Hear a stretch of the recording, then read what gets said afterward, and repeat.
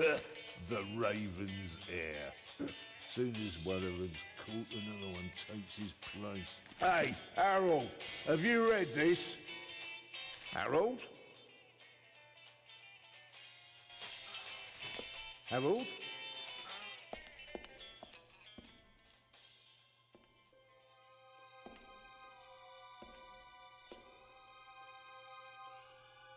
Harold? You hear me? This is no time for fun and games.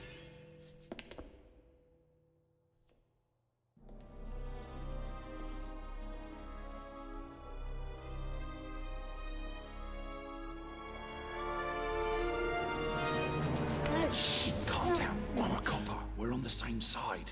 A copper? What are you doing here? And where's Harold? Harold? Well, there's another guard back there unconscious. That's probably him. The Eye of the Sphinx. Where is it? It's there. Oh, good. Then he hasn't got it yet. You mean the Raven's heir? Shh! Turn it off. He's gonna steal the eye. But how do you know? Doesn't matter. All that matters is that we catch him. Do you understand? Yeah, but Do you understand? You and me, mate. We'll be heroes. All right, now, we just have to... what? Halt! Stop! You're under arrest!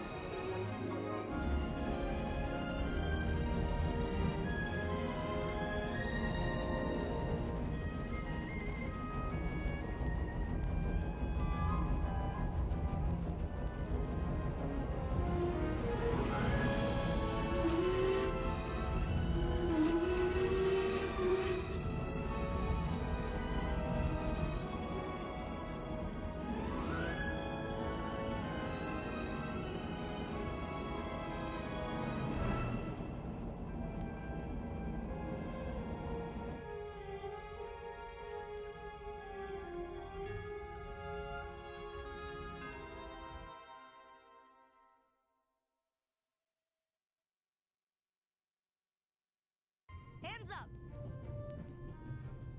I don't have time to play. I'm on duty.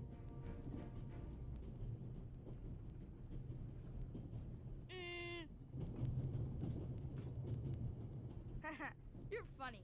But you don't look like a real cop. You don't even have a revolver. Why do you need the gun? It's the Raven. He was gunned down, so now I need a pistol. Dead birds don't need guns. Nor do live ones. You don't know who the Raven is, do you? He's the greatest burglar ever. He stole paintings from the Louvre, and those priceless eggs with gold and diamonds and stuff. And Bobby Dobbs says he replaced the crown jewels with rhinestones. I know who the Raven was. Although, I don't quite buy that bit about the crown jewels. You do know these days there are thieves far more dangerous than your old Raven. 2 days ago, a precious ruby was stolen from the British Museum.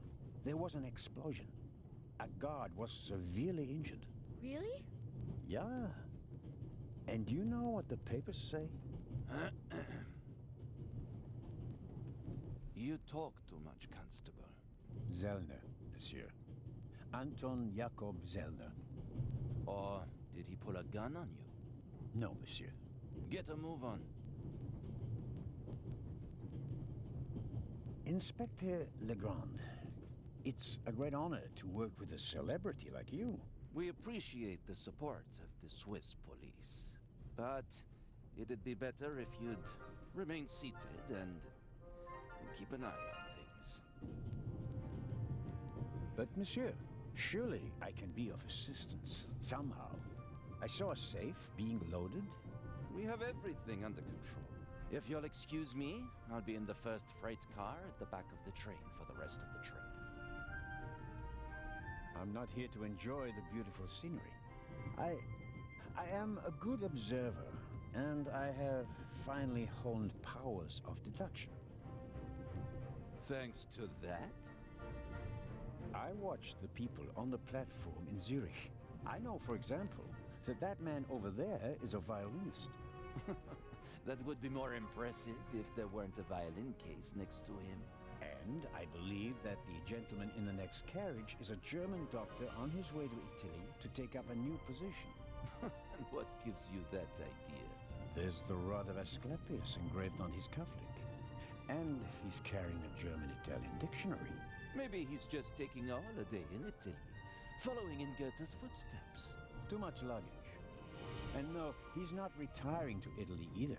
The suitcases are too shabby for me to believe that he can afford to retire in his late 50s. All right then, Constable... Zellner. Constable Zellner. If you're such a clever fellow, what am I doing on this train?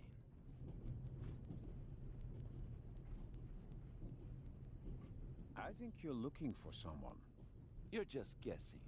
If I were looking for someone, I wouldn't spend the trip cooped up in a freight car, now would I? Well, that would seem to indicate that you're guarding something. And what might it be? Could it possibly be a jewel that's making a long and perilous journey? You're guessing. You can't possibly know what's inside the safe. But if that were the case... Then I'd ask you why the train wasn't crawling with police. It's a trap. You've got a vivid imagination. I'll give you that. Well, that is impressive, I admit. But the fewer people involved, the better. We'll get along fine without you. You won't. Won't? Pardonnez-moi. I can help. And I will help. You're in my country, and I've been ordered to assist you. And that's exactly what I'll do, whether you like it or not. Clever and stubborn. Your commitment speaks volumes, Zellner. But this is my show, and I don't need you. Bon voyage. But how do you know?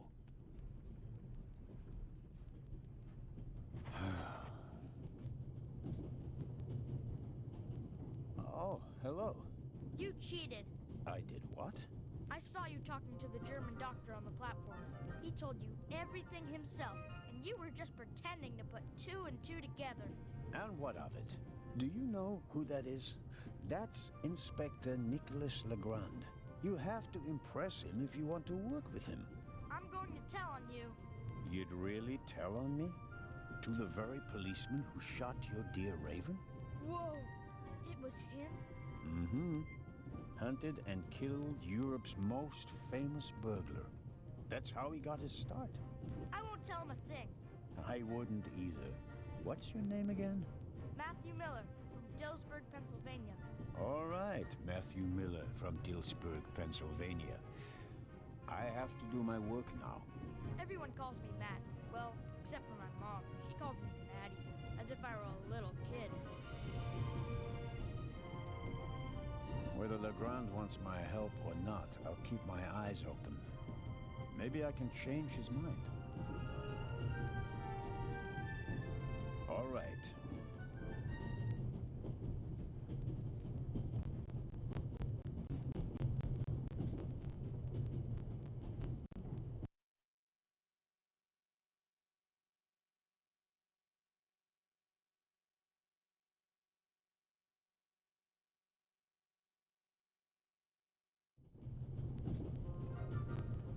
The violinist is a good-looking fellow. And he's traveling through the most beautiful mountain landscape in the world. One can only hope that his violin is better tuned than he.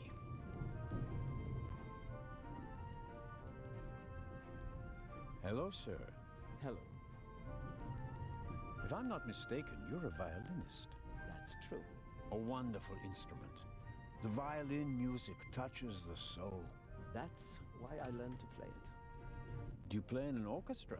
No, orchestras aren't really part of my world. A solo violinist.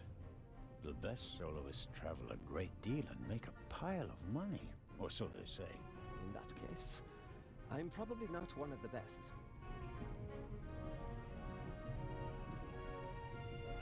Are you traveling to Istanbul non-stop? No. I'll transfer in Venice to a ship. I'm on my way to Cairo. Cairo?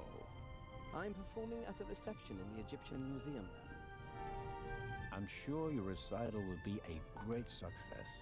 But tell me, did you notice anything unusual on the train? Anything unusual? Persons acting suspiciously, for instance. For heaven's sake, is there cause for concern? Everything is in order, sir. We Swiss are just very cautious people. I understand. No, I didn't notice anything. Have a good trip. Thank you.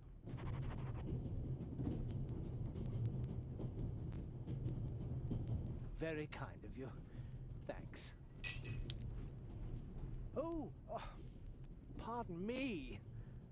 No problem. The uniform is waterproof. Mr. Lucien. Professor Edgar Lucien. Oh, a professor. Are you a scientist?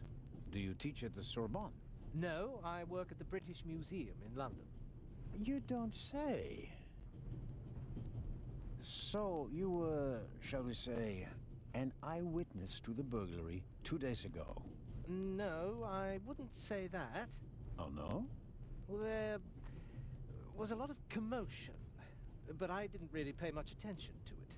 There was a break-in in your museum, and it didn't concern you? Well, let's just say that nothing that's happened in the last 2,000 years concerns me. Whatever you say. The famous Inspector Legrand is on this train. I imagine you know him. No, should I? You don't know him? And you also don't know what he's doing here? No. Well, why should I? Just a thought. You're a representative of the British Museum. There's a guarded safe on the train. I'm sorry. I don't know what you're trying to imply. And now, please excuse me. May I ask where you are going? Of course. To Venice. I'm going to meet some colleagues there. Oh, Venice. A beautiful city, so I'm told. Indeed. But I really have to take my leave now. Just one more thing. Did you notice anything unusual on the train? Here? On the train? No. I can't say that I have. Although I did spend most of the time in my compartment. I don't want to take up any more of your valuable time, but you do understand, don't you, that what concerns me is the present, and especially the robbery at the museum. Yeah, of course, of course. It's just, I'm in rather a hurry. You'll get in touch if you notice anything unusual, won't you, Professor? Of course, Constable. What's this? What's the matter, sir? The door. I can't open it. We'll sort it out somehow. The compartment is locked. But I didn't lock it. I don't even have a key. I asked the steward. He was going to bring me one, but he never came back. Someone locked it. Find the steward. He needs to bring me the key immediately. Calm down, Professor. I'll see what I can do. You don't understand. I have to get back in my compartment. All right, just wait here. You can easily lock the compartment door from inside by turning a little knob. But I didn't lock it. Professor, if you had locked the door from in there, you wouldn't be out here. That's true.